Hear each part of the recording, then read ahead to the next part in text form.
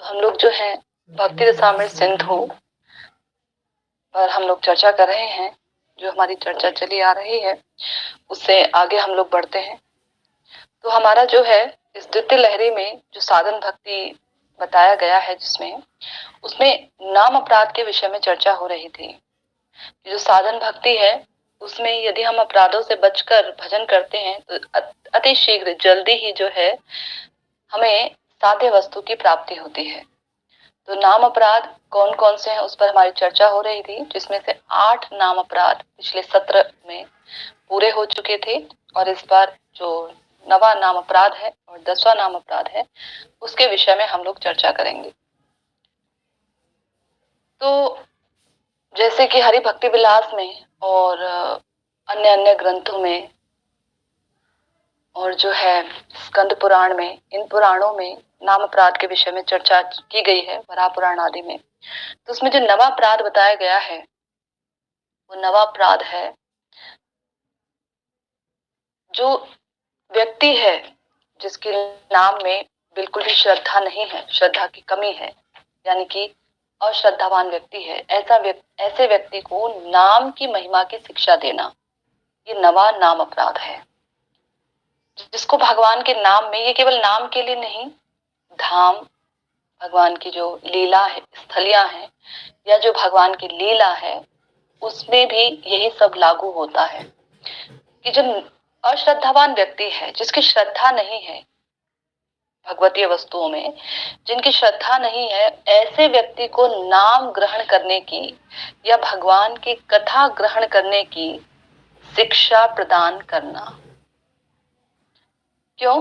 क्योंकि ऐसा व्यक्ति जो है जिसकी बिल्कुल भी श्रद्धा नहीं है, यदि हम उसको बैठकर और उसको नाम के विषय की महिमा बताते हैं, नाम ग्रहण करने के बारे में बताते हैं उस व्यक्ति को, तो वह व्यक्ति नाम के प्रति अपराध कर बैठेगा, नाम की महिमा को कम समझेगा या हो सकता है कि नाम की महिमा को काल्पनिक समझे। इतना भौतिक आसक्ति में व्यक्ति डूबा हुआ है कि वह नाम की महिमा को जो है काल्पनिक ही समझने लग जाए, नास्तिक व्यक्ति जो है, या भगवान के स्वरूप को लेकर, भगवान के रूप को लेकर जो है वह अपनी अटकलियां, अपने जो विचार हैं उनको लगाता फिरे।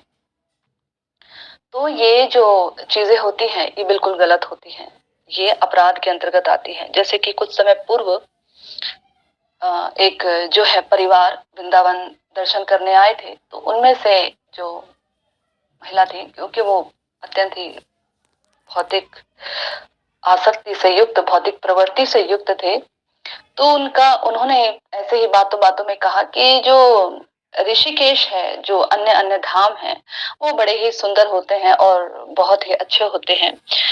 वहां जाकर तो ऐसा लगता है जैसे स्वर्ग में पहुंच गए। तो बात तो वृंदावन धाम की चल रही थी, लेकिन उन्होंने बीच में लेकर बात आई, तो ये मुझे बहुत चुभा। तो मैंने उन्हें ये कहा कि हाँ, सही बात है, ऋषिकेश आदि जो ये धाम है, यहाँ जाकर तो व्यक्ति को यही लगता है कि वो स्वर्ग में पहुंच गया है, लेकिन वृंदावन धाम ऐसा धाम है जहां पर जाकर व्यक्ति को ऐसा लगता है कि वो साक्षात जो सर्वोच्च धाम है वृंदावन धाम, वहां पहुंच गया है। लेकिन ये बात उसी को समझ में आती है जिसके हृदय में भगवान के धाम के प्रति श्रद्धा होती है, वह श्रद्धा युक्त होता है। जिसे महिमा ना पता हो वह व्यक्ति क्या समझे। तो इसमें एक अपराध आता है ना कि भगवान के नाम को, वो केवल नाम के लिए नहीं, धाम के लिए भी है, भगवान की कथाओं के लिए भी है कि व्रत, तपस्या, जप, तप आदि से उसकी तुलना की जाए, तो बिल्कुल ये इसी पर फिट बैठता है। भगवान के धाम की तुलना करना, भगवान के नाम की तुलना करना, ये एक नाम अपराध होता है। ना हमें सुनना चाहिए, और यदि कोई सुन रहा है किसी की ऐसी बात और यदि उसमें पूरा सामर्थ्य है उसकी बात को काटने का, तो उसको अवश्य में उनकी बात को काटना चाहिए, वरना उसका तो जो सो होगा, लेकिन जो व्यक्ति सुन रहा है उसका भी अपराध बन जाएगा, वह भी अपराध कर बैठेगा। इसीलिए सावधानी युक्त होकर, तत्व विचार से युक्त होकर जो है हमें इन सब बातों पर विचार करना चाहिए। तो यहाँ जो नवापराध बताया गया कि अश्रद्धावान व्यक्ति को नाम की जो महिमा है उसके विषय में उन्हें सुनने की कोई रुचि उत्पन्न नहीं होती है। तो ऐसे व्यक्ति को यदि व्यक्तिगत रूप से अकेले में बिल्कुल बिठाकर उसको नाम के बारे में बताया जाए कि पता है नाम की कितनी महिमा होती है, नाम किया करो भाई, तुम नाम क्यों नहीं करते हो, भगवान का नाम लिया करो, ये बोला गया है शास्त्रों में, हाँ नाम करो, ऐसे बोलते हैं अधिकतर। कभी बहुत प्रचार करने का जिसको बहुत सवार होता है वह ये नहीं देखता है, वह नहीं समझ पाता है कि ये एक अपराध होता है। क्यों? क्योंकि यदि ऐसे व्यक्ति को वह नाम की महिमा के विषय में बताएगा और मान लीजिए उसने उसके विषय के नाम की महिमा को सुनकर भी उस महिमा को अनदेखा कर दिया या उसको उतना लिया नहीं जितनी महिमा है, तो जो सुनाने वाला व्यक्ति है ना उसका अपराध बन जाता है। क्योंकि जो सुन रहा है व्यक्ति उसको तो मालूम ही नहीं है, तो उसका अपराध नहीं बनेगा, उसका तो उसको तो पाप कोटि में रख दिया जाएगा। लेकिन जो व्यक्ति बता रहा है उसका अपराध बनेगा। तो इसलिए सार्वजनिक अगर संकीर्तन किया जाए, सार्वजनिक अगर नाम की महिमा के विषय में बताया जाए, जैसे कथावाचक होते हैं, कथा करते हैं, पूरे पंडाल में पूरे एक जगह एकत्र होके बहुत सारे लोग वहां बैठे होते हैं, उनको नाम की महिमा के विषय में बताते हैं, भगवान के विषय की महिमा बताते हैं, तो वह एक अपराध नहीं है, वो सार्वजनिक रूप से है। और कलयुग में तो बिल्कुल भी नहीं है, क्योंकि चैतन्य महाप्रभु ने कहा है कि जो संकीर्तन है परम विजय उसी की होती है, संकीर्तन परम विजय तो श्री कृष्ण संकीर्तन परम विजय तो, यानी कि जो श्री कृष्ण का संकीर्तन है, भगवान का जो संकीर्तन है वो परम विजय को प्राप्त करता है, परम विजय होती है जिसके साथ में भगवान का संकीर्तन चलता है। तो संकीर्तन यानी संग में बैठकर कीर्तन करना, संग में बैठकर जो है भगवान के विषय में कहना सुनाना, इसमें कोई निषेध आदेश नहीं दिया गया है, ये निषेध नहीं है। लेकिन व्यक्तिगत रूप से किसी को पकड़ कर हम बोले भाई हमें, हम उसे नाम की महिमा के विषय में बताएं या भगवान की ही विषय की महिमा के बारे में बताएं, वह व्यक्ति सुने ना, हो सकता है वह व्यक्ति आपसे विरोध करने लगे, या कभी कभी ऐसा हो जाता है हम किसी को जबरन कहते हैं चलो चलो चलो चलो मंदिर, चलो चलो मंदिर, चलो मंदिर चलो, उसका मन नहीं है, हम जबरन उसे कहते हैं, तो क्या करते हैं वो खींच जाता है, गुस्सा हो जाता है, क्रोधित हो जाता है। तो वो तो सो क्रोधित हुआ सो हुआ, वो जो खींचा सो खींचा, उसके मन में जो बातें उठी सो उठी, लेकिन आपका अपराध बन जाता है कि आपने किसी व्यक्ति के मन में भगवान की जो महिमा थी उसको ठीक ढंग से स्थापित नहीं कर पाए और उस व्यक्ति ने उनके प्रति अपराध कर दिया। क्योंकि वह अपराध तो हुआ ना, भगवान के भगवान के दर्शन करने जाने के लिए या भगवान की कथा सुनने के लिए या भगवान का नाम लेने के लिए वह व्यक्ति मना कर रहा है। जो सर्वोच्च रक्षक हैं, जो सर्वोच्च काल स्वरूप है, जो सर्वोच्च सर्वे सर्वा है, ऐसे भगवान जिनके जिनकी महिमा श्रुतियां सब समय निरंतर गाती हैं, जो श्रुतियां जो हैं वो ब्रह्मा जी ने नहीं बनाई है, वेद पुराण जो है ब्रह्मा जी ने नहीं बनाए हैं, ये स्वयं भगवान का ही एक रूप कहे जाते हैं। तो ये श्रुतियां ही भगवान के विषय में वर्णन करती हैं, तो हम इतने ऊंचे लेवल तक हम अपराध कर बैठते हैं, ऐसा होता है। तो इसलिए व्यक्तिगत रूप से कभी भी जो है इस प्रकार से किसी को जो अश्रद्धा युक्त हो, कोई भगवान के विषय में सुनना चाहता हो, कोई स्वयं आकर आपसे बोले या आपको लगे कि उसके अंदर भगवान के विषय में सुनने की पिपासा है, या आप अगर इसको बताएंगे तो ये भगवान का नाम लेगा, भगवान की कथाओं को सुनेगा, उसके अंदर श्रद्धा का आपको लक्षण दिख रहा है, तो आप उसे भगवान के विषय में बताएंगे तो ये अच्छा होगा, वह भगवान का नाम लेगा। आपके कारण एक व्यक्ति नाम ले पा रहा है भगवान का, तो ये अच्छा होगा। लेकिन यदि ऐसा कोई व्यक्ति जिसे आप भगवान की महिमा के विषय में बताते हैं और वो द्वेष प्रतिक्रिया दे, तो फिर क्या होगा, आपका अपराध बन बैठेगा। ये नाम के प्रति ही नहीं, धाम के प्रति भी, भगवान की कथाओं के प्रति भी है। लोगों का वास्तव में ना कथा में, भगवान के नाम में बहुत जल्दी विश्वास आता नहीं है। ऐसे भी कई देखे गए हैं जो भगवान का नाम लेते हैं बाह्य रूप से देखा जाता है, भगवान का नाम ले रहे हैं और भगवान की कथा में भी बैठते हैं। ऐसा नहीं कि भगवान की कथा में नहीं बैठते हैं। कुछ जिनकी सुकृतियां बहुत कम होती हैं, श्रद्धा युक्त होते हैं, लेकिन वो थोड़े थोड़े, जितनी अधिक सुकृति होगी उतनी ही हमारी प्रगाढ़ श्रद्धा होती है भगवत विषयों में। जितनी अधिक सुकृति होगी हमारी, तो वह व्यक्ति कथा में बैठता है। लेकिन कथा में जब वो बैठता है या जब वो नाम जप करने बैठता है तो उसको नींद आ जाती है। ऐसा नहीं, वह जब कीर्तन चल रहा है, संकीर्तन चल रहा है, तो वह नाचेगा भी, आरती भी करेगा। जो व्यास आसन पर बैठे हैं उनका भी सम्मान करेगा, उनको भी पुष्पमाला पहनाएगा, उनकी भी आरती करेगा।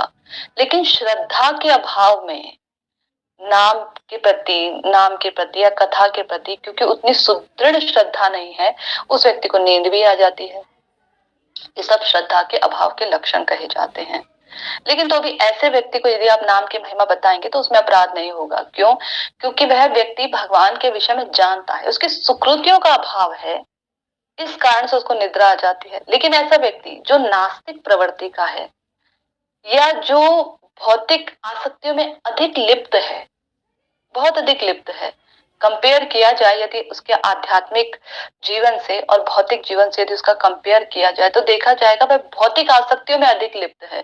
तो ऐसा व्यक्ति जो है, उस व्यक्ति और जो व्यक्ति भगवान के विषय में सुनकर आपने देखा, आपने पहचाना कि ये व्यक्ति भगवान के विषय में यदि हम इसे कुछ बताते हैं या भगवान से संबंधित कोई क्रिया करने को कहते हैं तो इसको अधिक क्रोध आ जाता है या यह उल्टा आपसे कुछ कहता है, तो फिर उस समय चुप हो जाना ही बेहतर होता है।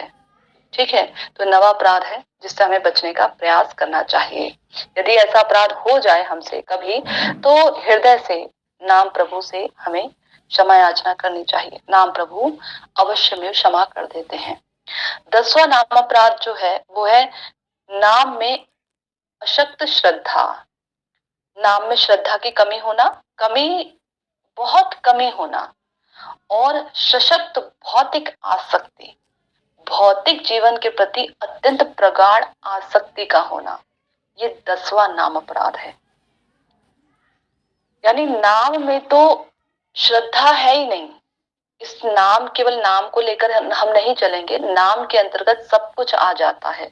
भगवान की लीला कथाएं, भगवान की लीला स्थलियां, उनका धाम, उनकी तदीय वस्तु, सब कुछ, गुरु वैष्णव, सब कुछ नाम के अंतर्गत आ जाता है। नाम कहने से केवल नाम नहीं है भगवान का, सब कुछ है।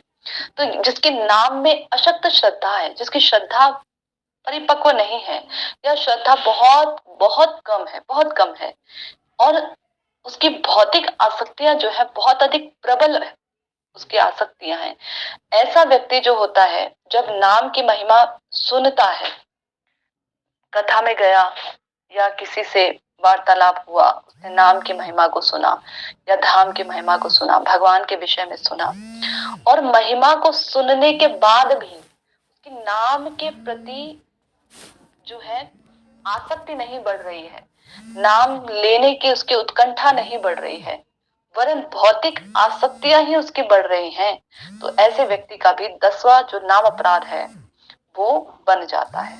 यानी नाम की महिमा सुनकर भी उसका नाम रुचि उत्पन्न ना होना, भगवान की महिमा सुनकर भी भगवान की महिमा के प्रति रुचि उत्पन्न ना होना, ये 10वां नाम अपराध है। महिमा सुनकर भी अनदेखा कर देना, ये 10वां नाम अपराध है। ये जो नाम अपराध है और ये जो इसके बाद जो भक्तिनाथ ठाकुर जी ने नाम अपराध बताया है 11वां, उसके कारण हृदय दुर्बल्यता का जो अपराध है वो प्रबल हो जाता है।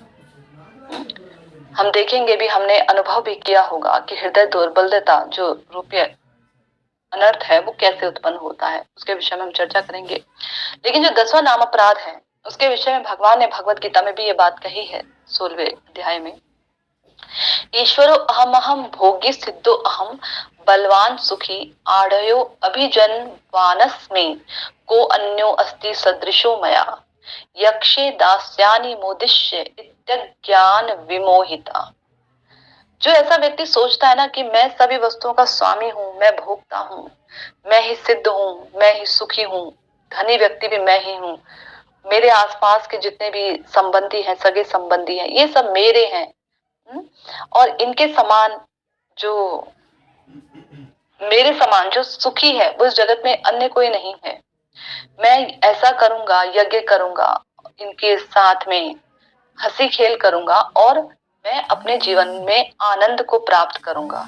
ऐसा व्यक्ति जो है वो आसुरी स्वभाव का और ज्ञान विमोहिता, उसका जो ज्ञान है वो मोहित ढक जाता है, उसका जो ज्ञान है वो ढक जाता है। ऐसा व्यक्ति जो है आर्यो अभिजनवानस्मि, वह व्यक्ति जो होता है अब सोचता है ईश्वरो अहम अहम भोगी, मैं भोगी हूँ, ईश्वर हूँ, सिद्ध हूँ, बलवान हूँ, सुखी हूँ। ऐसे व्यक्ति का ज्ञान जो है वो ढक जाता है। ये कौन है? जिसकी विचारधारा, जिसकी विचार शैली कैसी होती है? आसुरी स्वभाव की। ऐसा व्यक्ति सोचता है। ये भगवत गीता में भगवान 16वें अध्याय में ये बात कह रहे हैं।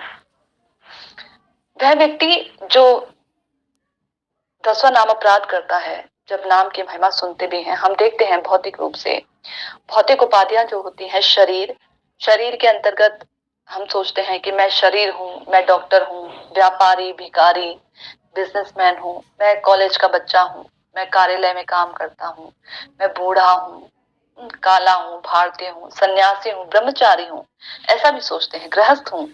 तो ये सारी चीजें शरीर होती हैं, शरीर की उपाधियां हैं। हम ये सोच ही नहीं पाते, जब हम अपराध कर रहे होते हैं तो हम ये सोच ही नहीं पाते कि मैं दासो अस्मि, मैं दास हूं। किसका दास हूं? कृष्ण का दास हूं। हम सोच ही नहीं पाते कि हमारी पहचान क्या है? दास की पहचान है। हम देखिए, हम भोग नहीं कर सकते हैं ज्यादा, कोई भी इंद्रिय ले लीजिए, ये शरीर हमारा भोग के लिए नहीं बना है। हम अधिक खा लेते हैं, अधिक हमसे नहीं खाया जाता है। अगर हम खाने का प्रयास भी करें, बहुत हमें कोई वस्तु हमें बहुत प्रिय है और हम उसे खा रहे हैं, कोई हमें मुफ्त में भी दे रहा है, तो भी हम उसको सीमित मात्रा में खाएंगे। असीमित मात्रा में खाएंगे तो हमें अपच की, गैस की समस्या, अन्य अन्य समस्या उत्पन्न हो जाती है ना। तो ये बात है, शरीर भी जो है हमारा वो सीमित भोग के विषय बताता है कि बस तुमको इतना ही भोग करना है, जबकि राजा जो होता है वो असीमित भोग कर सकता है। ये राजा की प्रवृत्ति होती है। असीमित उसके पास जो होते हैं दास दासियां होती हैं, असीमित उसके पास भोग की साम्राज्ञी होती है, वह भोग कर सकता है असीमित। तो यदि हम स्वामी होते तो हम भी असीमित भोग कर सकते थे, जैसे भगवान असीमित भोग करते हैं। लेकिन क्योंकि हमारी पहचान दास है, हम दास ही हैं। हम देखिए, हम सेवा करते हैं और सेवा में हमको प्रसन्नता मिलती है। हम घर परिवार की, अपने बच्चों की सेवा करते हैं, थकते नहीं हैं, प्रसन्न होते हैं। छिन जाए यदि हमसे ये सब तो हम दुखी होते हैं। क्यों? क्योंकि अब हम सेवा का अवसर खो रहे हैं।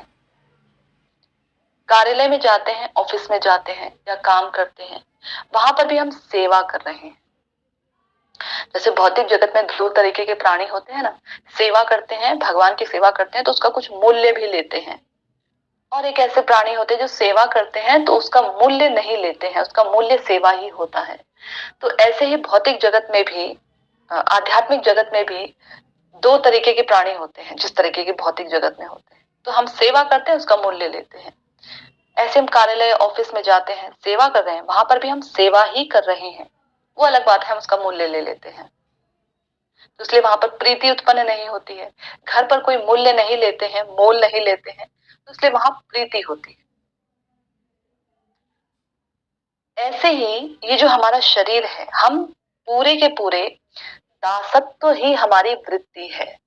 जहां हमें सेवा करने का अवसर चूक जाता है, खो जाता है, हम वही अपने जीवन को खाली महसूस करने लगते हैं।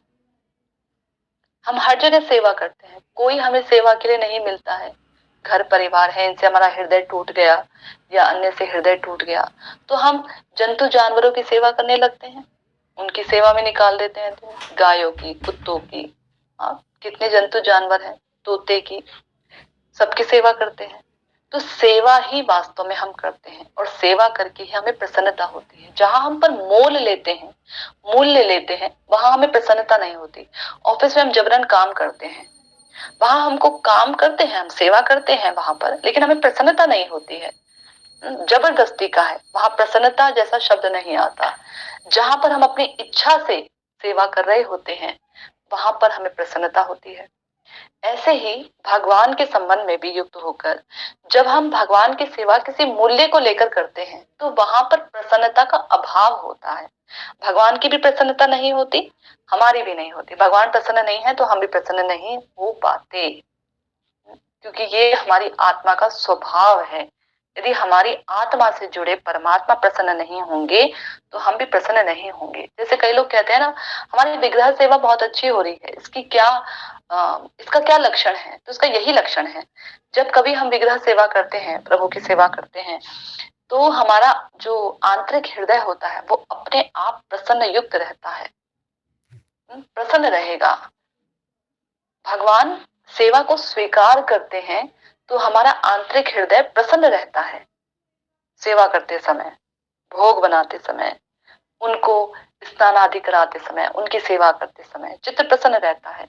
हम सोचते हैं ऐसे भगवान को सजाएं, ऐसे भगवान को सजाएं, ऐसे पुष्प अर्पित करें, ऐसे करें। क्यों? चित्त प्रसन्न है। क्यों प्रसन्न है? क्योंकि भगवान प्रसन्न है। और वहीं हम मूल लेकर, कोई मूल्य किसी इच्छा से यदि हम भगवान की सेवा करते हैं तो ना प्रभु प्रसन्न होते हैं ना हम प्रसन्न होते हैं। तो ये बताया गया कि जो हमारा स्वरूप है वो स्वरूप है सेवा का। चाहे भौतिक जगत में रहे, चाहे आध्यात्मिक जगत में रहे, वहां हम सेवा ही करेंगे। इसलिए भक्त लोग ब्रह्म ज्ञानी जो ब्रह्मवाद है उसको प्रिय नहीं रखते हैं, उसको दूर करते हैं, उसकी कभी भगवान से इच्छा नहीं करते हैं, नरक की कामना करेंगे। आपने कभी भी किसी भी भक्त की प्रार्थना में आप सुन लेना, वो ये नहीं कहेगा कि मुझे जो है ब्रह्म का जो ये कैवल्य सुख होता है, ब्रह्म का जो कैवल्य सुख होता है जिसको ज्ञानी जन मांगते हैं, ये कैवल्य सुख हमें मिल जाए। भक्त नरक मांगता हुआ मिलेगा कि हमें नरक दे दो प्रभु, आपकी जैसी इच्छा है, जिस योनि में आप हमें जन्म देना चाहते हैं आप उस योनि में हमें जन्म दे दो। बस हमारी आंतरिक हृदय की अभिलाषा ये है कि हम आपके नामों का, आपकी लीला कथाओं का श्रवण कीर्तन करते रहें भक्तों के संग में। ये हमारी आंतरिक अभिलाषा है। फिर चाहे आप हमें कहीं पर भी जन्म दीजिए। जो हमारे वित्रासुर जी हैं, जो पूर्व जन्म में चित्रकेतु महाराज रहे थे, वो वित्रासुर असुर योनि में है। असुर योनि में होने के बावजूद उनकी वृत्ति देखिए, सुर यानी देवताओं से भी ऊंची है। देवता लोग तो वृत्रासुर को मार रहे हैं इसलिए कि उनको जो वित्रासुर है वो इंद्र को मारना चाह रहे हैं, अपनी जान बचाने के लिए वित्रासुर को मार रहे हैं। और वित्रासुर की बुद्धि देखिए, असुर योनि है उनकी, लेकिन उनकी वृत्ति देखिए, वो कह रहे हैं इंद्र से कि इंद्र तुम चिंता क्यों कर रहे हो, तुम्हें इतना विश्वास नहीं है। भगवान ने तुम्हें ये कह दिया है कि तुम्हारे हाथ पर जो वज्र है उससे मेरी मृत्यु होगी। दधीचि ऋषि की हड्डियों से वज्र बना था। तुम्हें इतना विश्वास नहीं है भगवान के वचनों पर कि भगवान ने ये बात कह दी है, तुमसे पहले ही कह दिया है, भगवान ने घोषणा कर दी है ये बात की कि इस जो दधीचि ऋषि की हड्डियों से जो बना वज्र है उसी से वित्रासुर का वध होगा। तो तुम्हारे हाथ में ये वज्र है और तुम्हें तब भी विश्वास नहीं है, तुम्हारे हाथ कांप रहे हैं, तुम डर रहे हो। मुझे देखकर, मेरे प्रहारों को देखकर तुम डर रहे हो, तुम्हें विश्वास नहीं है भगवान की बातों पर। तुम कितने दुख का विषय है तुम्हारे लिए। तुम मुझे अभी मार दो, अभी मार दो, तुम मुझे मार दो। ऐसा कौन कह रहे हैं? वित्रासुर कह रहे हैं। और प्रार्थना कर रहे हैं। क्या प्रार्थना कर रहे हैं भगवान से? इतनी सुंदर प्रार्थना कर रहे हैं भगवान से ना। वित्रासुर की जो प्रार्थनाएं हैं बहुत सुंदर प्रार्थनाएं हैं, बहुत सुंदर प्रार्थनाएं हैं।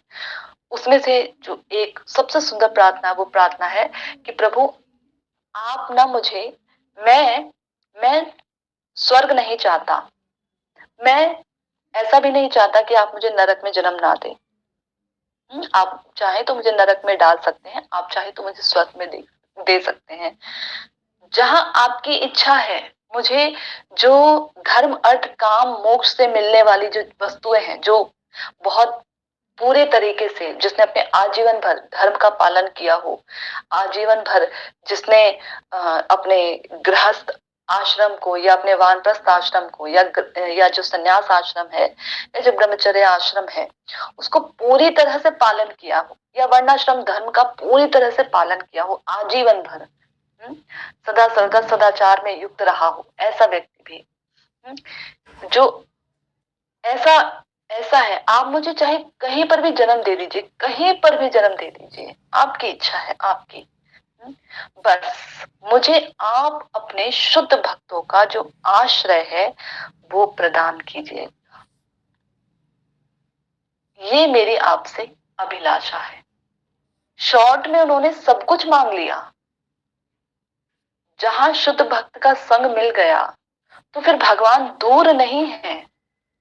शास्त्र में बात बताई गई है कि जिस समय आपको किसी महाभागवत के का आश्रय प्राप्त हो जाए तो आप स्वयं से समझ जाइए कि ये जन्म आपका आखिरी जन्म है, ये जन्म आपका आखिरी जन्म है, अन्य कोई जन्म आपको अब आपका जो माता के गर्भ में आने जाने का जो रास्ता है ना वो बंद हो गया है।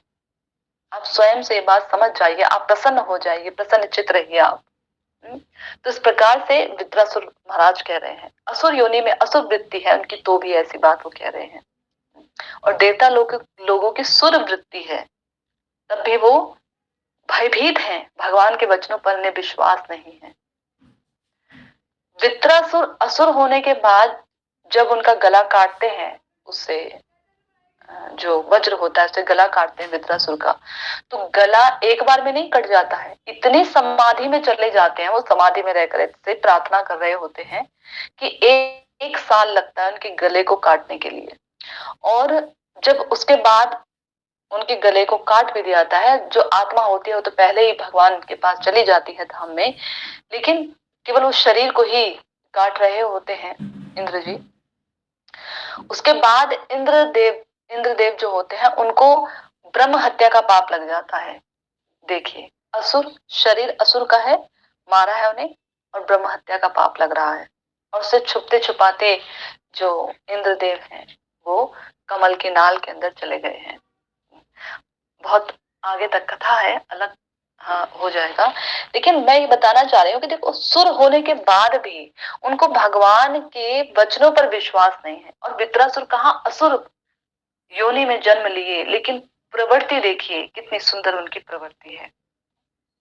तो जब हम नाम को ठीक से, नाम जो है उसके महिमा को जब हम श्रवण कर रहे होते हैं, भगवान की कथा को श्रवण कर रहे होते हैं, उस कथा को श्रवण करने के बाद भी यदि हमारी इस क्षण भंगुर पार्थिव देह में श्रद्धा बनी होती है, उसके प्रति आसक्ति होती है, मैं और मेरे के प्रति, शरीर और शरीर से संबंधित वस्तुओं के प्रति हमारी आसक्ति बनी रहती है, तो ये 10वां नाम अपराध है। ये पकड़ ढीली नहीं होने देता मैं और मेरे की, शरीर से संबंधित वस्तु, कितनी चीजों में हमको देखिए, छोटी छोटी चीजों के प्रति भी हमें कितनी आसक्ति होती है।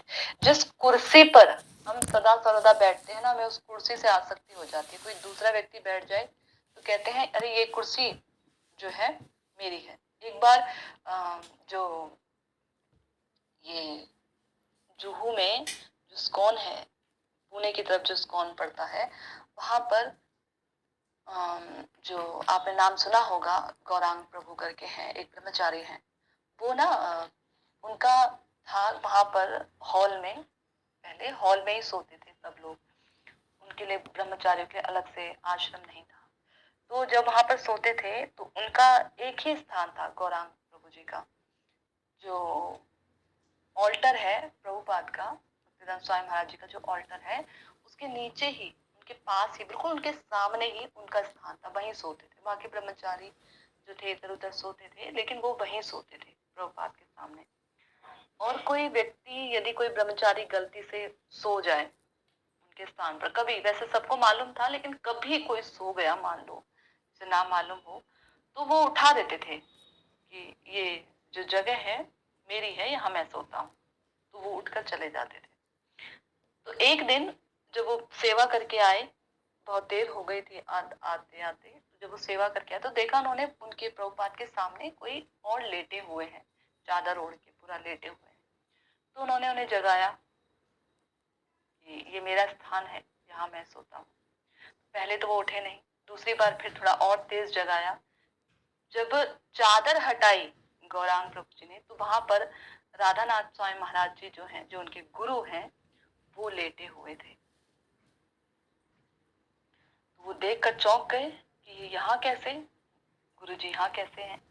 तो अब उनके गुरुजी ने कहा कि तुम घर छोड़कर आए हो, सब कुछ छोड़कर आए हो, और तुम्हें यहाँ आकर इस स्थान के प्रति जरा से स्थान के प्रति तुम्हें आसक्ति हो गई कि ये स्थान मेरा है।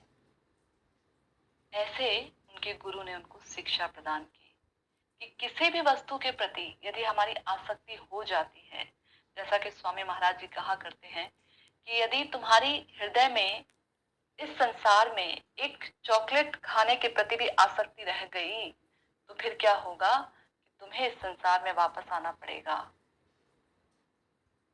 आसक्ति का बड़ा महत्व है। ये आसक्ति यदि भगवान से लग जाए, भगवान ने हमें ये उपहार स्वरूप दी है आसक्ति, लेकिन परेशानी क्या है, ये आसक्ति हमने अपने शरीर में और शरीर से संबंधित वस्तु में हमने ये आसक्ति लगा रखी है। लेकिन यही आसक्ति, सोचिए, जो आसक्ति हमें संसार से है, संसार की वस्तुओं से है, इसकी आधी आसक्ति भी यदि भगवान के चरणों में लग गई तो हमारा बेड़ा पार है। बड़ा सुंदर तोहफा है भगवान की तरफ से ये आसक्ति का, लेकिन ये आसक्ति लगी गलत जगह है। श्रीमद् भागवतम में बड़ा सुंदर श्लोक आता है। उस श्लोक का जो अर्थ है वो ये है कि सोचो, विचार करो, ये शरीर किसका है? क्या ये शरीर माता पिता का है जिन्होंने जन्म दिया आपको? वो अधिकार जमाते हैं आपके शरीर पर, वो कहते हैं ये बेटा मेरा है, आप कहते हो ये माता पिता मेरे हैं। क्या ये शरीर माता पिता का दिया हुआ है? माता पिता इस शरीर के अधिकारी हैं, या फिर ये शरीर के अधिकारी पति या पत्नी है? विवाह हो जाने के बाद क्या इस शरीर का अधिकार पर पति का अधिकार हो जाता है या पत्नी का अधिकार हो जाता है? विचार करो इस बात पर। जब संतान उत्पन्न होती है तो क्या इस शरीर पर अधिकार आपके संतान का हो जाता है? किस किस का अधिकार है इस शरीर पर? जरा विचार करके देखो। क्या इस शरीर पर आपके संतान का अधिकार है, जो आपको पिता कहता है, माता कहता है, या आप अपने बच्चे का जो है बुलाते हैं, उसका नाम लेकर बुलाते हैं? क्या उनका अधिकार है इस शरीर पर? या फिर आपके जो मित्र हैं उनका अधिकार इस शरीर पर है? क्यों? क्योंकि वो आपको आनंद प्रदान करते हैं, सुख दुख में आपकी मदद करते हैं। क्या उनका अधिकार इस शरीर पर है क्योंकि वो आपको अपना मित्र कहते हैं, आप उन्हें अपना मित्र कहते हैं? या फिर इस शरीर पर अधिकार काल का है? कौन है जो इस शरीर पर अपना अधिकार जमाता है? किसका है ये शरीर?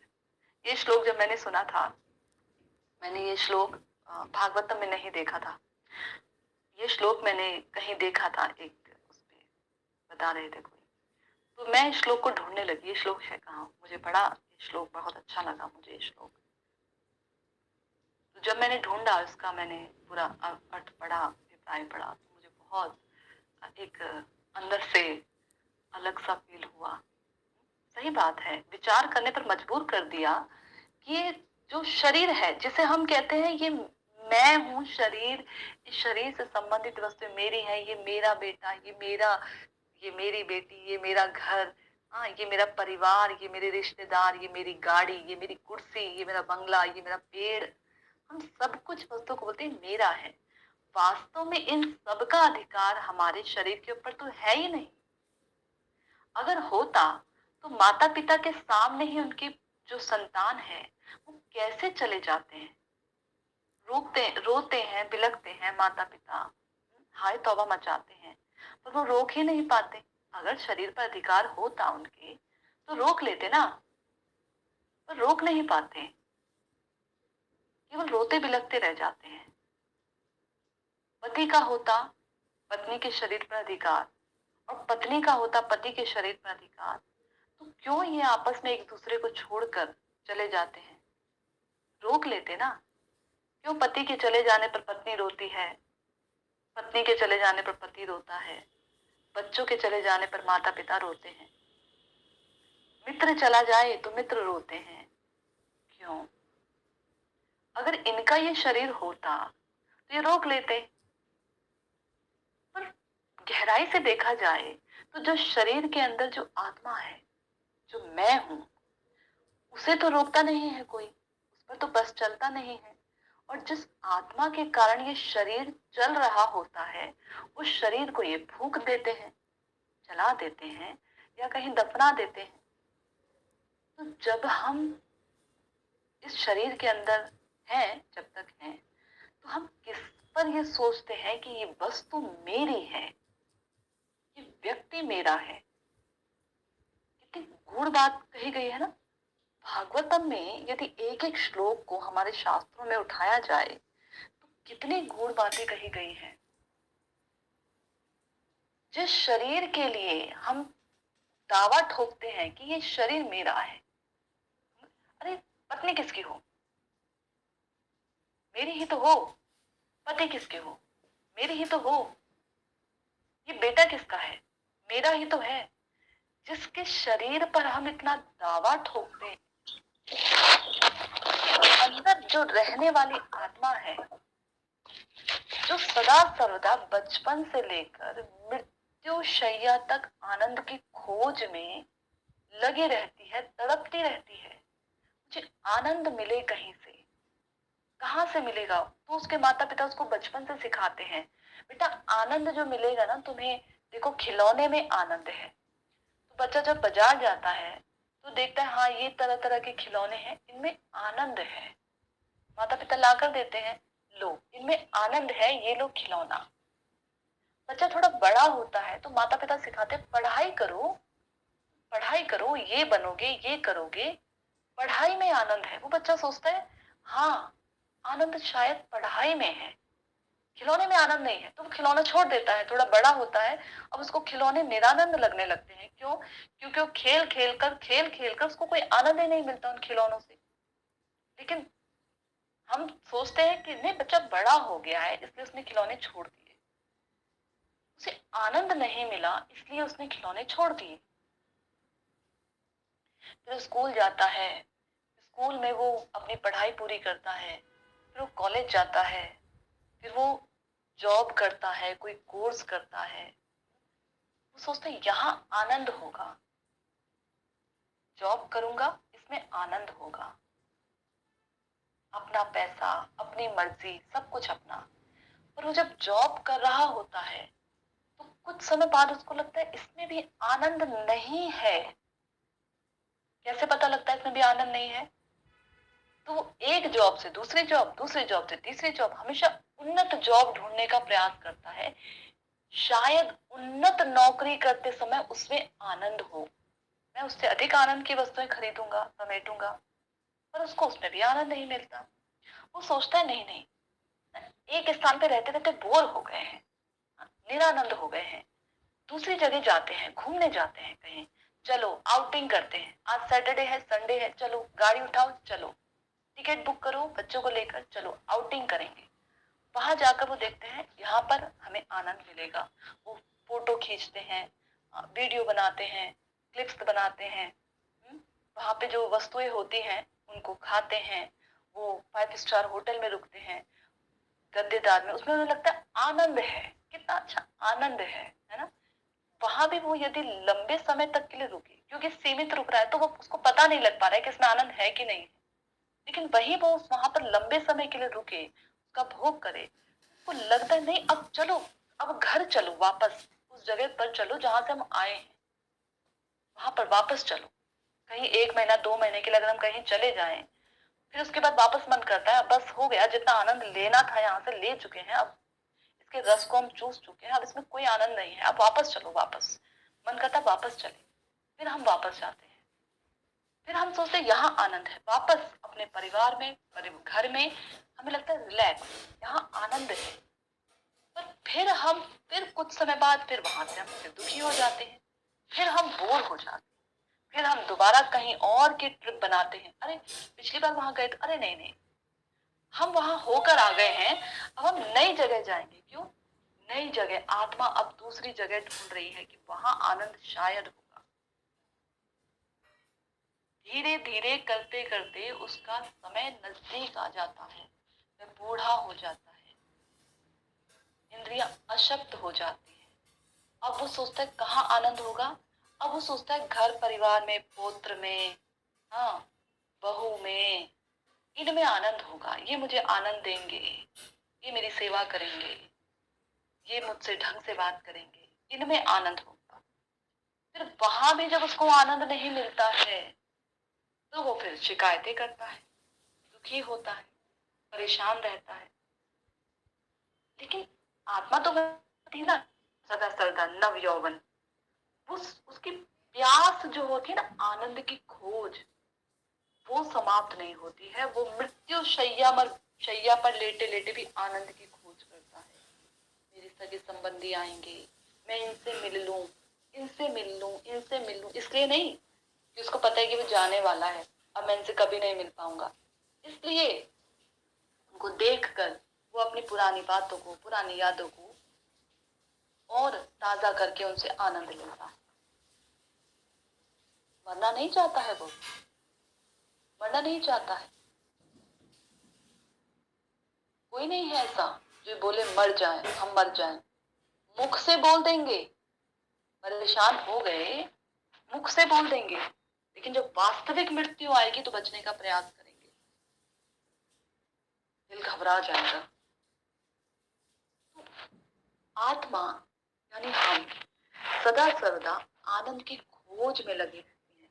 यदि आत्मा को कोई बता दे, अरे तुम्हारा जो असली स्वरूप है वो तुम सदा सर्वदा आनंद में ही रहते हो, लेकिन इस आनंद की जो कनेक्टिविटी है ना, जैसे बिजली, घर से बिजली मिल रही है तब वो बल्ब जल रहा है, उजाला हो रहा है, रोशनी हो रही है, ऐसे तुम्हारे जीवन में आनंद कब होगा, कब तुम्हारा हृदय प्रफुल्लित होगा, जब तुम जो मेन पावर हाउस है यानी जो हमारे प्रभु हैं उनसे तुम कनेक्टिविटी रखोगे तब। और आपने कभी नहीं देखा होगा, कभी नहीं, ये आपने अपने जीवन में भी अनुभव किया होगा, जो व्यक्ति एक बार भगवान की भक्ति करने के लिए भगवान से जुड़ता है, व्यक्तियों की बात नहीं कर रही हूं मैं जो भौतिक वस्तुओं की प्राप्ति के लिए भगवान से जुड़ते हैं, जो भक्ति करने के लिए भगवान से जुड़ता है व्यक्ति वापस इस संसार में कभी नहीं आता, और अगर आ भी जाए तो वापस उधर दोबारा जाएगा लात खा के भगवान के चरणों पर। क्यों? क्योंकि आत्मा को वहां से उस आनंद की खुराक मिल रही है, आत्मा तड़प ही उस आनंद के ले रही। लेकिन जन्म जन्मांतर का जो अभ्यास है उस आत्मा का, भौतिक सुख में अपने आनंद की खोज करना, इसको वो छोड़ नहीं पा रही। और जब वो माया प्रश्न आते हैं ना प्रश्न आता है ना हमारे जीवन में कि माया भगवान की शक्ति है तो माया हमें क्यों भगवान से बार बार दूर करने का प्रयास करती है। तो माया हमें स्वाद करवाती है, क्योंकि हम इतने अपने स्वभाव से हम इतने पक गए हैं, हम इतना, हमारा मन पक चुका है, हाँ, इन आनंद लेने की खोज की प्रवृत्ति से इतना पक चुका है। हर योनि में आनंद की खोज करती है आत्मा, तो वही होती है, चाहे सुअर की योनि में जाए चाहे कुत्ते की योनि में जाए, आत्मा तो एक ही है। वो हर योनि में आनंद की खोज करती है। सुअर भी आनंद की खोज करता है, जब मल को खाता है, बच्चे पैदा करता है, वो भी आनंद की खोज कर रहा है। आनंद की खोज उसकी एक बराबर रहती है हर योनि में। तो वो स्वभाव से इतना पक चुका होता है, उसकी इंद्रियां, उसका मन इतना पक चुका होता है कि उसका मन चाहकर भी भौतिक स्थिति से ऊपर नहीं उठ पाता है, अपने से नहीं उठ पाता है। तो माया देवी क्या करती है? कृपा करती है, कृपा। हमको इस संसार का जो असली सुख है ना उसको दिखाती है। आईना देखो, इस संसार में सुख नहीं है कहीं। अच्छा, तुम सोच रहे हो कि घूमने में सुख है, यहाँ वहां स्थानों में सुख है, तो चलो तुम आउटिंग पर चलो, तुम घूमने के लिए चलो, मैं तुम्हें दिखाती हूँ वहां कितना सुख है। तो हम 1 महीना वहां पर रहते हैं, 1.5 महीना वहां रहते हैं, फिर बोर हो जाते हैं। माया दिखाती है, देखा यहाँ सुख नहीं था, इस स्थान पर सुख नहीं। हम कहते हैं अरे यहाँ सुख नहीं है, बाहर विदेश में चलते हैं, वहां सुख होगा। अच्छा, वहां तुमको सुख लग रहा है, चलो ये भी कर देते हैं। अब वहां भी हमें ले जाती है। अब वो अलग बात है कि वो माया हमें कब ले जाए, इस जन्म में ले जाए कि 100 जन्मों के बाद ले जाए। फिर वो वहां ले जाती है, फिर हमें वहां दिखाती, देखो यहाँ सुख है, तुमने कहा था विदेश में सुख है, देखो मैंने तुम्हारा जन्म विदेश में करवा दिया, तुम यहाँ सुखी हो। अरे यहाँ भी सुख नहीं, यहाँ भी चलो विदेश से हम भारत आ जाए। तो देखते हैं विदेशी लोग कितने विदेशी भारत में आते हैं, भारत में सुख है, ऐसा सोचते हैं। आत्मा की खोज निरंतर हम लोग करते हैं, लेकिन कोई व्यक्ति यदि सत्य सत्य सत्य रूप में भगवान के चरणों से जुड़ जाए तो व्यक्ति कभी वापस नहीं आता। देखा है आपने, मैं बहुत सोचती हूँ इस बात को कि एक ऐसा व्यक्ति राजा है, राजा के पद पर है, हम तो कुछ भी नहीं है, राजा के पद पर होने के बावजूद यदि वह भगवान के चरण कमलों से आसक्त हो जाता है तो वो अपनी चीजों को ऐसे छोड़ देता है, उसको कोई दुख नहीं होता। हमसे अगर 50 रुपए का नोट भी रास्ते पे गिर जाए, शायद मैंने 50 रुपए भी बड़ा बोल दिया, 50 रुपए का नोट भी यदि रास्ते में गिर जाए तो हम उसका चिंतन करते रहेंगे बड़े लंबे समय तक। गिर गया, वो अलग बात है, अगर डिटैचमेंट है तो मन को समझाएंगे कोई बात नहीं, गिर गया तो कोई बात नहीं, लेकिन बार बार मन कहेगा अरे 50 का नोट गिर गया, अरे 50 का नोट गिर गया, देखेंगे कहाँ गिरा, ढूंढेंगे। ये हमारी आसक्ति है। और वो जो भगवान के प्रति जो समर्पित हो जाता है, वो व्यक्ति क्या सोचता है, अरे गिर गया, पूरे जन्म में किसी से लिया होगा, उसको मिल जाएगा, ऐसा ही प्रभु चाहते थे। ये होता है। अब जो आत्मा है वो सुखी रही ना, उसको दुख नहीं हुआ उसके खोने का, लेकिन यदि वह इधर उधर आनंद की खोज में लगी रही, उसकी कनेक्टिविटी सही जगह पर ना हो तो वो दुखी रहेगा। हाय मेरे 50 का नोट खो गया, कैसे खो गया, इधर उधर ढूंढेगा, पहले तो बहुत प्रयास करेगा, दिमाग में चिंतन चलता रहेगा उसका पूरे दिन।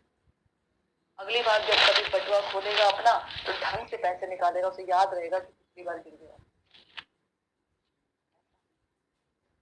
तो हमें चाहिए आनंद, हम आनंद की खोज कर रहे हैं, और वास्तव में हम आनंद देखते हैं यहाँ वहां की वस्तुओं में, हमको मिलता नहीं है वो आनंद। और समय क्योंकि सीमित होता है तो चला जाता है। तो जो श्लोक है ना भागवत में, जो श्लोक था, ये शरीर किसका है इस पर विचार करो। ये शरीर वास्तव में काल का है, काल का। क्यों? क्योंकि देखो जवानी होती है, जन्म होता है, जवानी होती है, व्यक्ति बूढ़ा हो जाता है, फिर मृत्यु हो जाता है। हम ना जवानी रोक पाते हैं जाने से आने से, ना अपना बुढ़ापा रोक पाते हैं जाने से आने से, ना मृत्यु रोक पाते हैं जाने से आने से, हम कुछ नहीं रोक पाते। अभी 2 दिन पहले की बात है, यहाँ पर वृंदावन में जो मार्ट की तरफ को जो रास्ता जाता है, वहां पुल की तरफ 15 यात्री जो थे वो नाव समेत डूब गए। सोचिए क्या सोचकर आए होंगे वो लोग, ये सोचकर आए होंगे, उनके चित्त में ये बात आई होगी कि हम मर जाएंगे अब कुछ घंटों बाद। हम जो टिकट बुक करा रहे हैं वास्तव में हम वहां के टिकट नहीं करवा रहे हैं, वो वास्तव में हम अपनी मृत्यु की टिकट बुक करवा रहे हैं। ऐसा सोचा होगा उन्होंने? सोचा होता तो वो आते ही नहीं, और क्या ना आने से मृत्यु से बच जाते? ऐसा उन्होंने सोचा ही नहीं। वो अपने काम पेंडिंग रख कर आए होंगे, अब हमें ये करेंगे, वहां से आएंगे हम ये करेंगे, तो हम ये करेंगे, है ना, और चले गए, पता ही नहीं लगा पल भर में। उससे पहले भी, उससे कुछ क्षण पहले भी वो नाच रहे हैं, गा रहे हैं, और वो डूब गए, पता ही नहीं लगा, पता ही नहीं लगा। यह है जीवन, ऐसा है जीवन, हमें पता ही नहीं चलता कि कब हमारे जीवन की सांझ हो गई। और ऐसा नहीं है कि उसमें सब बूढ़े थे, बच्चे भी थे, आदमी भी थे, स्त्रियां भी थी, जवान भी थे, बूढ़े भी थे, सब थे। काल ने किसी को नहीं बख्शा। काल ने ये नहीं कहा अरे ये बच्चा है इसे छोड़ दो, जाने दो। जिसका मृत्यु था ना वो मर ही गया, और जिसको जिसको जीना था, जिसके जीवन में केवल उतना भर का संकट मात्र था, उन्हें बचा लिया गया, वो बच गए, वो भी काल ने बचाए। सब कुछ काल के नियंत्रित रहता है। हम तो पागल ही हैं जो इस संसार में हम लोग भगवान के सुमधुर नाम को छोड़कर इस संसार में आसक्त रहते हैं। कितने आसक्त रहते, सोचिए। हम अपने बच्चों की तारीफ करते रहते हैं, बच्चों की उपाधियां गिनाते रहते हैं, अरे हमारा बेटा ऐसा, अरे हमारा बच्चा तो ऐसा, अरे हमारा बच्चा तो ऐसा। अपने जो घर परिवार है, सगे संबंधी है, उनकी उपाधियों को गिनाते रहते हैं। भगवान के गुण हमको एक याद नहीं, एक भगवान के गुणों का अनुभव नहीं होगा हमें। कितनी दुख की बात है, दुख की कहूं कि अचरज की कहूं।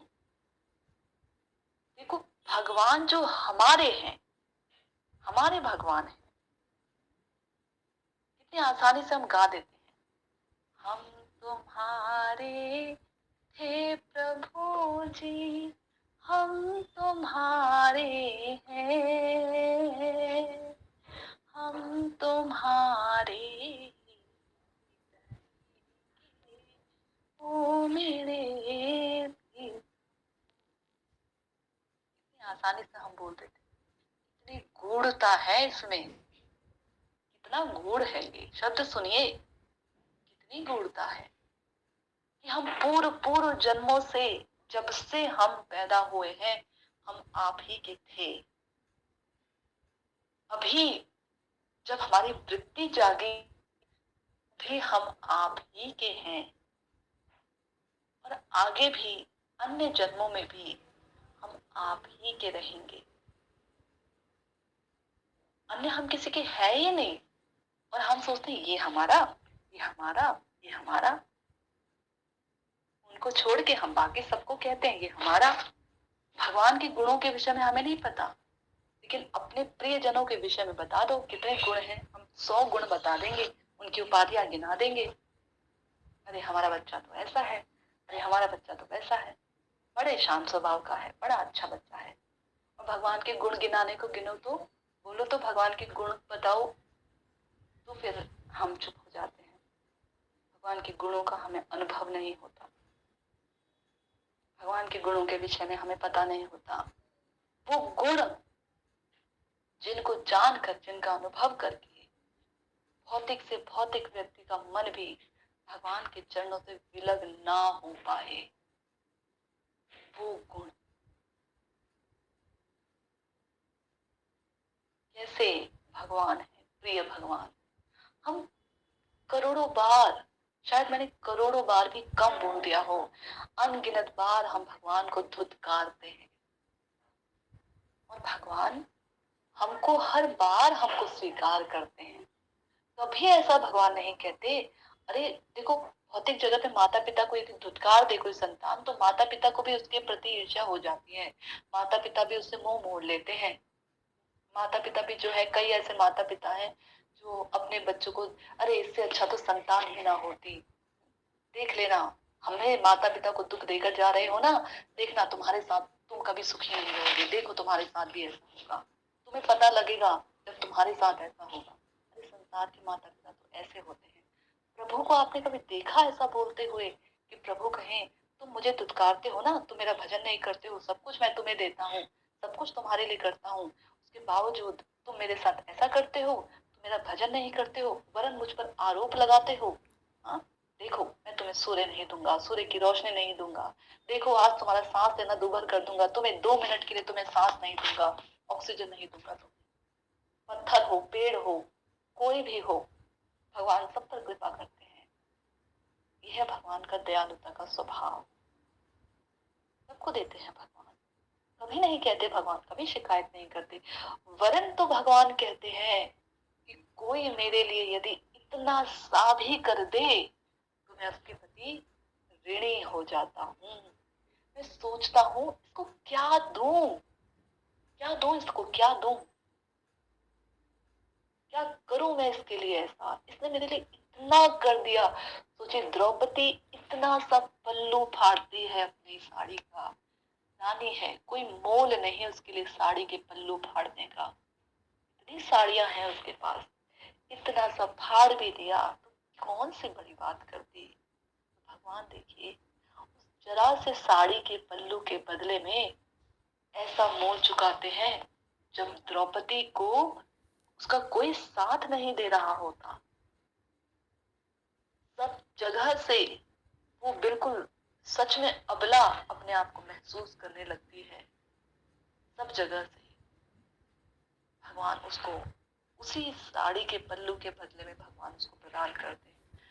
मैं सोचती हूँ प्रभु अगर वो साड़ी ना देती तो क्या होता, तो भी भगवान उस पर कृपा करते, तो भी वो भगवान को बुलाती ना, तो भी भगवान उसकी रक्षा करते। ऐसे मेरे मन में एक दिन ख्याल आया, मैं ऐसे ही सोच रही थी, तो मैं सोचते सोचते मेरे मन में प्रश्न आया कि प्रभु यदि वो साड़ी का पल्लू ना भी बांधती, ना बांधती, आपकी उंगली कट गई थी, ना बांधती, उसके नहीं आता, मन में ध्यान नहीं आता, ना बांधती आपके हाथों में, तो आप क्या करते, तो क्या आप ये सोचते कि अरे इसने तो कुछ किया ही नहीं था, मैं क्यों करूं, आप ऐसा सोचते? नहीं, प्रभु ऐसा तब नहीं सोचते। भगवान आते और जरूर आते, अवश्य में आते। ऐसे हैं हमारे प्रभु जिनको हम दुत्कार देते हैं, जिनका भजन करने का, जिनका नाम लेने के लिए हम कहते हैं समय नहीं है हमारे पास, मन नहीं लगता हमारा, क्या करें, समय नहीं है, तुम तो बस बोल देते हो। अरे हमसे पूछो ना, हम कितनी समस्याओं में चल रहे हैं, हम कैसे जाएं मंदिर, हम कैसे सुने भगवान की कथा, हमारे बच्चे सुनने नहीं देते हैं, हमारे परिवार वाले सुनने नहीं देते हैं। ऐसे परिवार वालों के लिए, ऐसे बच्चों के लिए हम दुत्कार देते हैं प्यारे प्रभु को। उनके गुणों के विषय में चर्चा की जाए तो समय भी सीमित हो जाता है, मतलब कहा नहीं जा सकता उनके विषय में। ऐसे भगवान के ऐसे इतने सुंदर भगवान के ऐसे गुण हैं, इतने प्यारे भगवान है। मुझसे कोई अगर पूछे ना कि भगवान के कैसे गुण हैं, तो मैं एक ही बात बोल पाती हूँ, बहुत प्यारे हैं। कितने प्यारे हैं, इसको मैं सीमा में बांध नहीं सकती, जो इतने प्यारे, बहुत प्यारे। मेरे पास बहुत के अलावा और कोई और संख्या नहीं है कि मैं कोई संख्या में बांध कर बता दूं कि वो कितने प्यारे हैं, कितना वजन है उनके, उनके गुणों का, उनकी वात्सल्यता का कितना वजन है। कोई ऐसा तराजू नहीं जो उनकी वात्सल्यता को तोल पाए। बराबर तो छोड़ो, उनसे ऊपर तो छोड़ो, जमीन से उठ पाए ऐसा कोई गुण नहीं उनकी वात्सल्यता के गुण के आगे। ऐसे हैं हमारे प्यारे प्रभु, और ऐसे प्रभु के बारे में हम सुनना नहीं चाहते, उनका नाम हम लेना नहीं चाहते। ऐसे प्रभु के बारे में यही है हमारा 10वां नाम अपराध, यही है। गहराई से सोचा जाए तो कितना बड़ा अपराध है जो हम सभी करते हैं, हम सभी करते हैं। सोच कर देखिए कि भगवान भगवान कितने कितने प्यारे हैं, भगवान कितने प्यारे हैं भगवान। हम अनर्थों अपराधों से युक्त, इस जन्म में नहीं, इस जन्म के लिए चलो हमें याद है अपने कितने कितने जन्मों से हम पहचान सकते हैं हमारे कितने जन्म हुए, क्योंकि हमारे मन की जो आदतें है ना, वो हम कहते हैं हम बदल नहीं पाते, ये हमारी आदत है, मन की आदत है, कई जन्मों से ये हमारा स्वभाव रहा है। सोचिए कितने कितने जन्मों से हम भगवान से दूर हैं, और भगवान इतने प्यारे हैं कि जब इस जन्म में, ये भी भगवान की कृपा है कि हम उन्हें याद कर पाते हैं, भी उनकी कृपा है। उन्होंने ही इतने नियम इतने साधारण बना दिए कि भाई तुम मेरे पीछे पीछे चलो ना, रथ यात्रा जब हो तो तुम बस रोड क्रॉस कर लो या देख लो रथ यात्रा चल रही है। हाँ, मैं तुम्हारी सुकृति बना दूंगा, मैं सोच लूंगा ये इसकी सुकृति हो गई। और इन सुकृतियों को भगवान क्या कहते हैं, अरे करोड़ों करोड़ों सुकृतियां एक बार में हो गई। कभी मैं सोचती हूँ, अभी अक्षय तृतीया आने वाली है 20 तारीख को, तो जब मैं किसी को बता रही थी कि भगवान को चंदन लगाओ ना तो उसका बहुत फल होता है, ऐसे जो कोटि गुणा करके जो फल मिलता है वो भगवान को चंदन लगाने का फल होता है। तो मेरे दिमाग में एक प्रश्न उठा कि कोटि गुणा हर चीज में भगवान ऐसे क्यों देते हैं, इसका फल कोटि गुणा है, इसका फल कोटि गुणा है, ऐसा क्यों देते हैं। तो मुझे समझ में आया बाद में कि भगवान इसलिए देते हैं ना कोटि गुणा, क्योंकि हम कभी इतना कर ही नहीं सकते। जब तक हमारी पुंज पुंज सुकृतियां नहीं होंगी तो हमें भगवान पर विश्वास कैसे होगा, श्रद्धा कैसे होगी।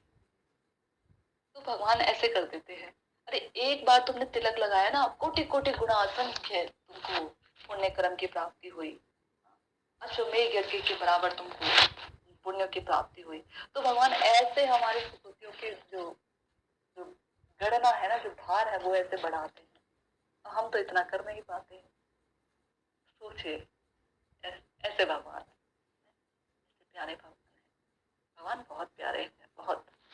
तो हमारा जो नवा और 10 अपराध नाम अपराध है उस पर हमने विशेष रूप से चर्चा की। एक 11वां प्रकार का अपराध है जिससे थोड़ा शॉर्ट में लेकर चल देते हैं, शॉर्ट तो है नहीं अपराध दिया गया, जो 11वां प्रकार का नाम अपराध है, ये नाम अपराध ठाकुर जी जो हमारे सप्तम गोस्वामी रहे हैं उन्होंने ये बताया है। तो उनके अनुसार जो है ध्यान पूर्वक जप ना करना, इसमें हम जप ही नहीं कथा भी लेंगे, ध्यान पूर्वक कथा ना सुनना, ये भी नाम अपराध के अंतर्गत आता है। 11वां नाम अपराध ध्यान पूर्वक जप ना करना, जप करते समय असावधान रहना, बातें करना या फोन देखना या इधर उधर के काम करना। जप क्या है, एक सेवा है, सेवा। जो हम भक्तों के लिए जो प्रसादम है परिवेशन कर रहे होते हैं, तो उस समय हम जब उनका प्रसाद बनाते हैं तो उस समय हम लोग बड़े सजगता से के साथ बनाते हैं, सजगता के साथ उनको परिवेशन करते हैं, उसमें कोई चूक ना हो जाए हमसे। सेवा चल रही है ना, सेवा। वहीं जब हम नाम ले रहे होते हैं तो नाम भी एक सेवा है, तो हमें सजगता रखनी चाहिए।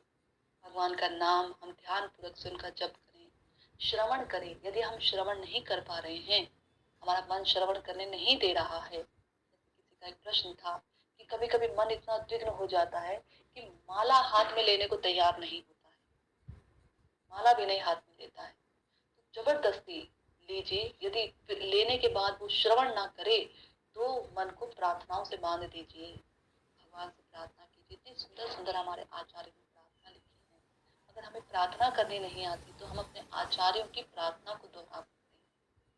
इतनी सुंदर सुंदर पृथु महाराज ने प्रार्थना से, वंदना से ही भगवान को पा लिया, वंदना करके प्रार्थना से भगवान को प्राप्त कर लिया पृथु महाराज जी ने। हम भी भगवान से नाम लेते समय प्रार्थना कर सकते हैं, हे प्रभु हमारा जो मन है बड़ा ही चंचल है, बड़ा चंचल है, ये आप में लगाने से भी नहीं लगता है, और इस मन की गति को हम नहीं पकड़ पाते हैं, ये बात तो आप भी जानते हैं। तो हे मेरे प्यारे प्रभु, आप मेरे चित्त को अपने चरणों में लगा लीजिए, कुछ कीजिए। मैं नहीं चाहता कि मेरा ये जन्म, मैं नहीं चाहता कि मेरा ये जीवन, मेरा ये समय आपकी सेवा से विमुख हो जाए। आप मुझ पर कृपा कीजिए। मैं ना भी चाहूं तो एक अच्छे स्वामी की तरह मेरा हित देखिए, और मेरा हित केवल और केवल आपकी सेवा में है। मैं केवल इतना चाहता हूँ। यदि मेरे हृदय में कोई वासना इच्छा आए भी तो प्रभु, हे मेरे प्यारे प्रभु, उस इच्छा वासना को आप नजरअंदाज कर दीजिए और मेरे हृदय में अपनी सेवा की वासना को प्रबल कर दीजिए। बाकी सारी चीजें अपने आप जलकर खाक हो जाएंगी।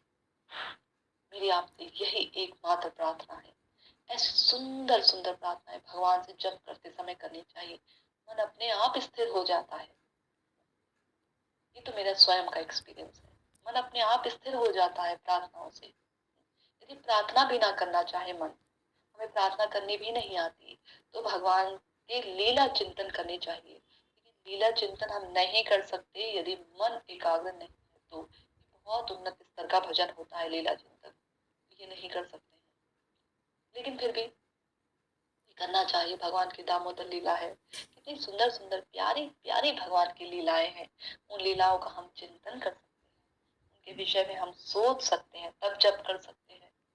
जैसे यशोदा मैया कर रही थी ना, कार्तिक मास में दही मथ रही हैं और कीर्तन कर रही हैं, नाम ले रही हैं भगवान का।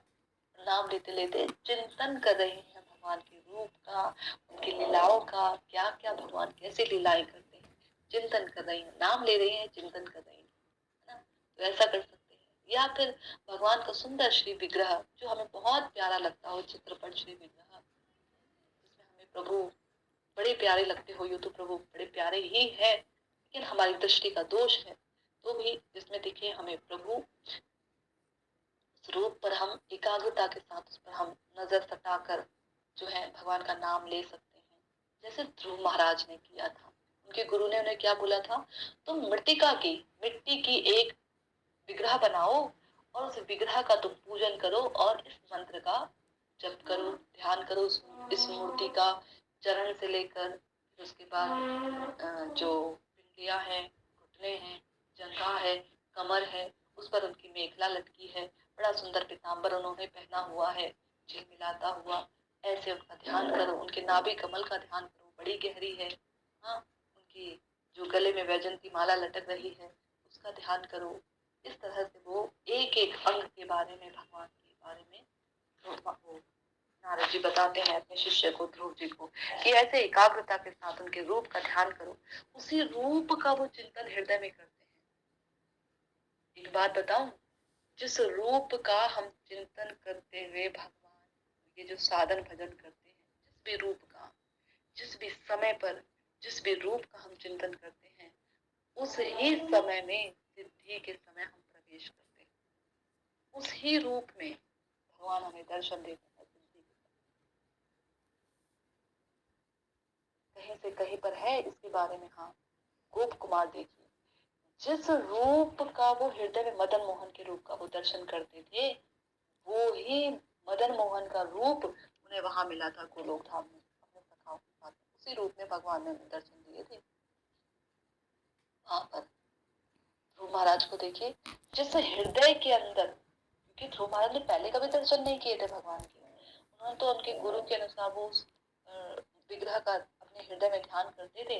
वो ध्यान धीरे धीरे इतना प्रगाढ़ हुआ कि भगवान ने हृदय में उस विग्रह के स्थान पर जो उनका रूप है उसको झिलमिला दिया। वो हृदय में उसका दर्शन करते थे, और दर्शन करते करते जब भगवान उनका दर्शन करने के लिए आए थे, ध्रुव महाराज का उनके सामने प्रकट हुए, ऐसा भगवान कह रहे हैं कि मैं दर्शन करने जा रहा हूँ अपने भक्त का।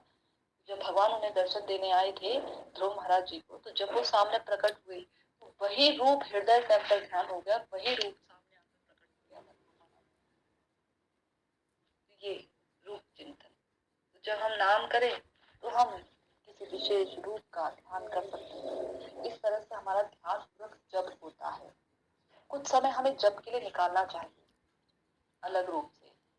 सब समय हमें, जैसे माला लेकर बैठे वैसे फोन पकड़ कर बैठ गए, जैसे हम माला लेकर बैठे वैसे किसी के बीच में जाके धम्म से बैठ गए, और फिर माला चल रही है, वो ठीक। कुछ समय सब माला नहीं हो पा रही है, तो कुछ माला हम ऐसी करें जो हम अपने प्रभु को दे सके। उस समय ऐसी माला हमारी होनी चाहिए। तो ध्यान पूर्वक जप ना करने से हमारे हृदय में मोह उत्पन्न होता है, मोह। और ये मोह से क्या होता है, जो मैं और मेरे की जो पकड़ होती है ना, वो और दृढ़ हो जाती है।